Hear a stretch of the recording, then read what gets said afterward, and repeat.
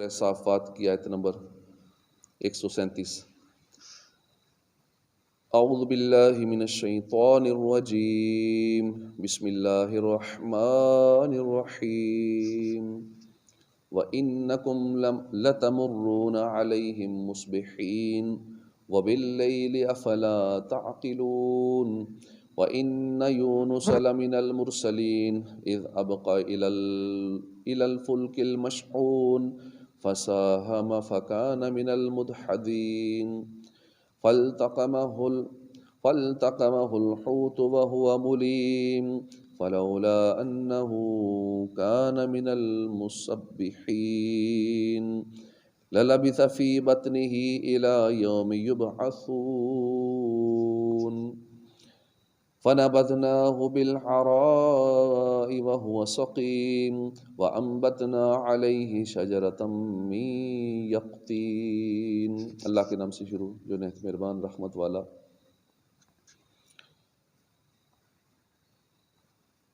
وَإِنَّكُمْ اور بے شک تم، لَتَمُرُّونَ ضرور گزرتے ہو، علیہم ان کی بستیوں پر، مصبحین صبح کے وقت، وباللیل اور رات میں، افلا تعقلون تو کیا تم سمجھتے نہیں۔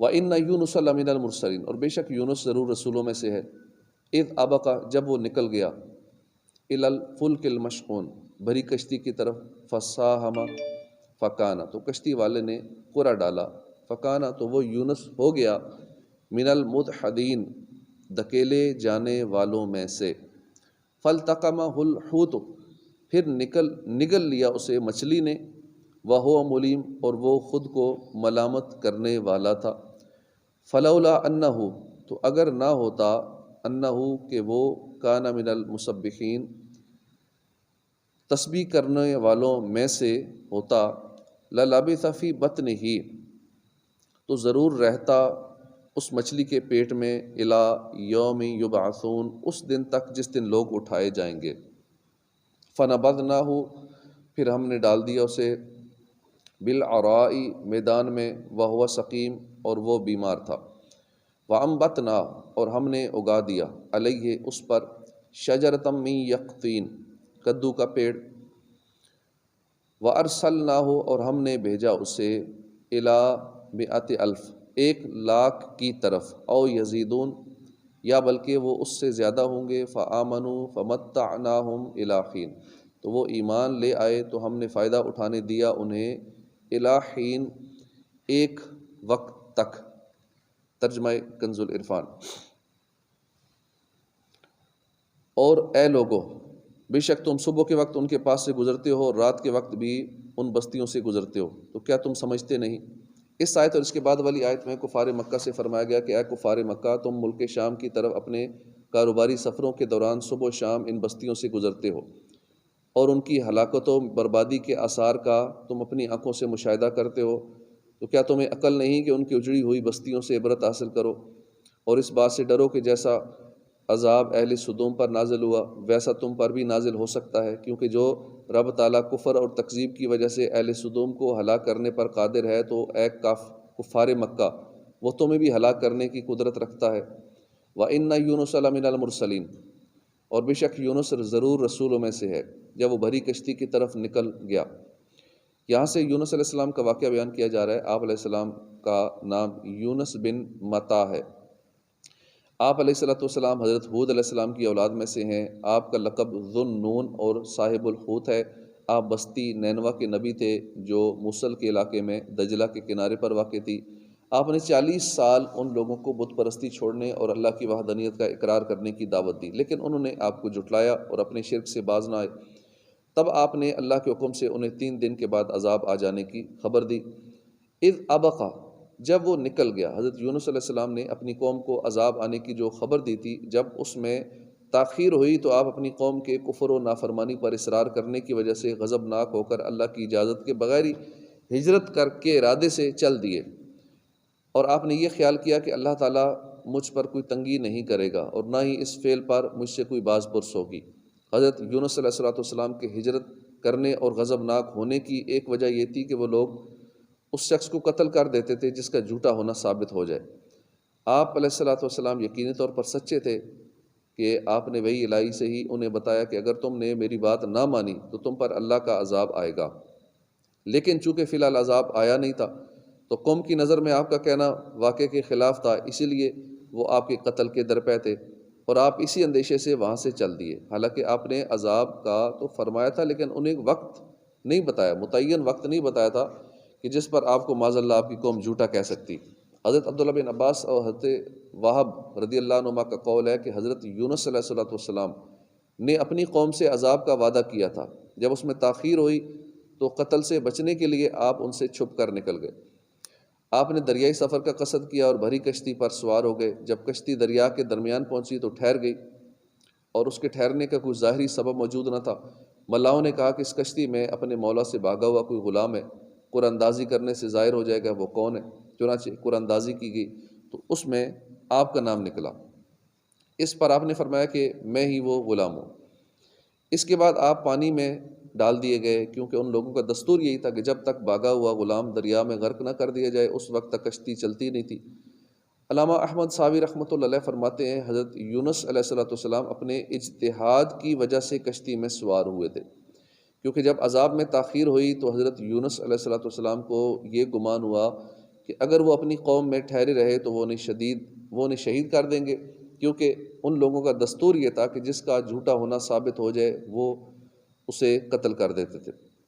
لہٰذا حضرت یونس علیہ الصلوۃ والسلام کا کشتی میں سوار ہونا اللہ کی نافرمانی نہیں اور نہ ہی کوئی کبیرہ یا صغیرہ گناہ تھا، اور مچھلی کے پیٹ میں قید کر کے ان کا جو مواخذہ ہوا وہ اولا کام کی مخالفت کی بنا پر ہوا، کیونکہ ان کے لیے اولا یہی تھا کہ آپ اللہ کے حکم کا انتظار کرتے۔ کئی لوگ ان کی شان میں بھی ایسے کلمات گستاخی کے بول دیتے ہیں، سوشل میڈیا پہ ہر ایک کی نہیں سننی چاہیے۔ تو علم دین نہ رکھنے والے جب انبیاء کرام کا ذکر کرتے ہیں تو اس میں گستاخانہ جملے بول دیتے ہیں۔ یونس علیہ السلام کے بارے میں ایسا کہہ دیتے ہیں کہ چونکہ آپ نے جھوٹ بولا عذاب نازل نہیں ہوا تو پھر لوگوں نے آپ کے قتل کا ارادہ کیا تو پھر آپ بھاگ گئے، ڈر کے بھاگ گئے، تو اس طرح کی باتیں عجیب و غریب لوگ کرتے رہتے ہیں۔ تو آپ نے اللہ کے حکم کی نافرمانی کی، تو معاذ اللہ عجیب و غریب باتیں ایسی کسی بھی نبی کے بارے میں کوئی ایسی بات نہیں کرنی چاہیے۔ فساہم فکانہ من المدحدین، تو کشتی والے نے قرعہ ڈالا تو یونس دھکیلے جانے والوں میں سے ہو گئے، پھر انہیں مچھلی نے نگل لیا اور وہ اپنے آپ کو ملامت کر رہے تھے۔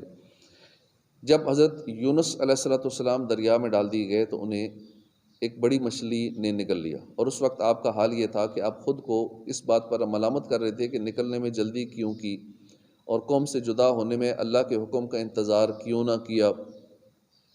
مروی ہے کہ اللہ تعالیٰ نے مچھلی کو الہام فرمایا، میں نے حضرت یونس علیہ الصلوۃ والسلام کو تیرے لیے غذا نہیں بنایا بلکہ تیرے پیٹ کو اس کے لیے قید خانہ بنایا، لہٰذا تم نہ تو ان کی کوئی ہڈی توڑنا اور نہ ہی ان کے گوشت کو کاٹنا۔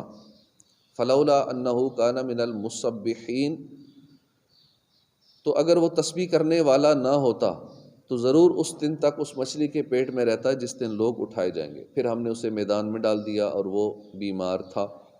اس آیت اور اس کے بعد والی آیت کا خلاصہ یہ ہے کہ اگر حضرت یونس علیہ الصلوۃ والسلام ذکر الہی کی کثرت کرنے والے اور مچھلی کے پیٹ میں لا الہ الا انت سبحانک انی کنت من الظالمین پڑھنے والے نہ ہوتے تو ضرور قیامت تک اس مچھلی کے پیٹ میں رہتے۔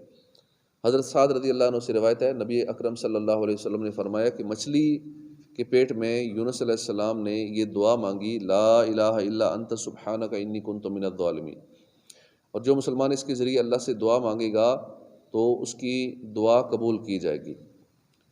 مفسرین فرماتے ہیں کہ تم آسانی کے وقت اللہ کا ذکر کرو تو وہ تمہیں تمہاری سختی اور مصیبت کے وقت یاد کرے گا، کیونکہ حضرت یونس علیہ الصلوۃ والسلام اللہ کے نیک بندے، اللہ کا ذکر کرنے والے تھے۔ جب وہ مچھلی کے پیٹ میں گئے تو اللہ تعالیٰ نے ان کے بارے میں فرمایا فلولا انہ کان من المسبحین، تو اگر وہ تسبیح کرنے والا نہ ہوتا تو ضرور اس دن تک اس مچھلی کے پیٹ میں رہتا جس دن لوگ اٹھائے جائیں گے۔ اس کے برعکس فرعون ساری زندگی تو سرکش، نافرمان اور اللہ کو بولا رہا، لیکن جب وہ ڈوبنے لگا تو خدا کو یاد کر کے کہنے لگا آمنت انہ لا الہ الا الذی آمنت بہ بنو اسرائیل، میں اس بات پر ایمان لایا کہ اس کے سوا کوئی معبود نہیں جس پر بنی اسرائیل ایمان لائیں۔ تو اللہ پاک نے فرمایا کہ اسے کہا گیا کیا اب ایمان لاتے ہو، حالانکہ اس سے پہلے تو نافرمان رہا۔ جب حضرت یونس علیہ السلام نے دعا مانگی تو اللہ نے انہیں مچھلی کے پیٹ سے نکال کر میدان میں ڈال دیا، اور مچھلی کے پیٹ میں رہنے کی وجہ سے آپ ایسے کمزور، دبلے پتلے اور نازک ہو گئے تھے جیسے بچہ پیدائش کے وقت ہوتا ہے۔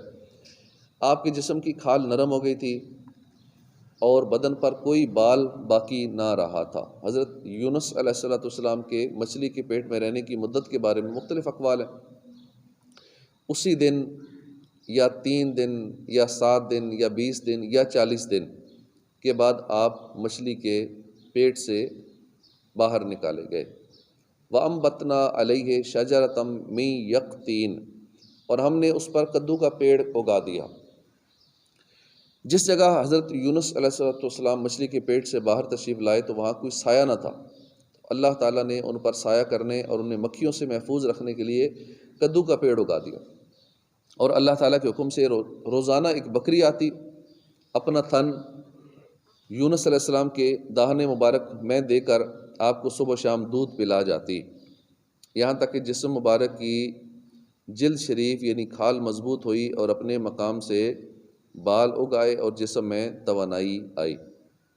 یاد رکھے کدو کی بیل ہوتی ہے جو زمین پر پھیلتی ہے، مگر یہ آپ کا معجزہ تھا کہ وہاں کدو کا درخت لگ گیا۔ ویسے کدو کی بیل ہوتی ہے، درخت نہیں ہوتا، لیکن یہ آپ کا معجزہ تھا۔ اور درخت قد والے درختوں کی طرح وہ باقاعدہ اس کی شاخیں تھیں، بڑے بڑے پتے تھے، اور ان پتوں کی وجہ سے آپ پہ سایہ ہو گیا تھا۔ کدو یعنی لوکی کو تاجدار رسالت صلی اللہ علیہ وآلہ وسلم بہت پسند فرماتے تھے، جیسا کہ حضرت انس رضی اللہ عنہ فرماتے ہیں حضور اقدس صلی اللہ علیہ وآلہ وسلم کو کدو شریف پسند تھا، آپ پسند فرماتے تھے۔ ایک مرتبہ کسی نے عرض کی یا رسول اللہ آپ کدو شریف بہت پسند فرماتے ہیں؟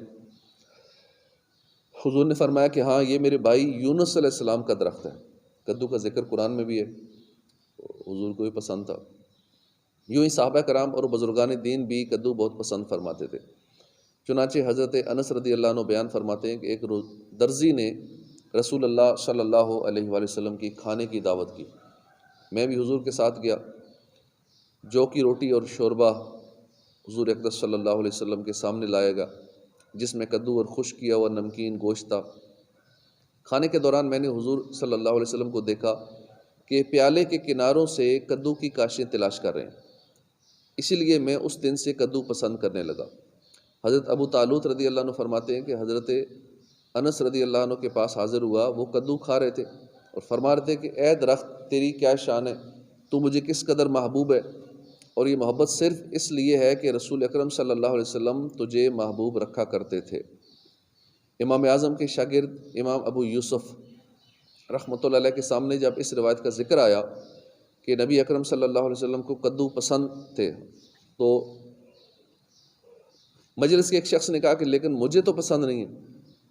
یہ سن کر آپ نے تلوار کھینچ لی اور اسے فرمایا کہ تجدید ایمان کر، ورنہ میں تجھے قتل کیے بغیر نہ چھوڑوں گا۔